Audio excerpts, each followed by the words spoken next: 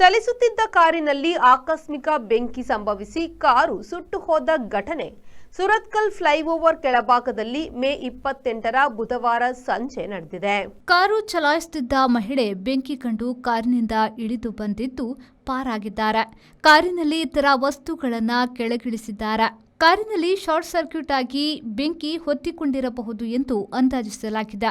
ಸುರತ್ಕಲ್ ಪೊಲೀಸರು ತುರ್ತು ಕರೆಯ ಮೇರೆಗೆ ಎಚ್ಪಿಸಿಎಲ್ ಇದರ ಅಗ್ನಿಶಾಮಕ ದಳ ಮತ್ತು ರಾಜ್ಯ ಅಗ್ನಿಶಾಮಕ ದಳ ಆಗಮಿಸಿ ಬೆಂಕಿ ನಂದಿಸುವಲ್ಲಿ ಶ್ರಮಿಸಿದ್ರು.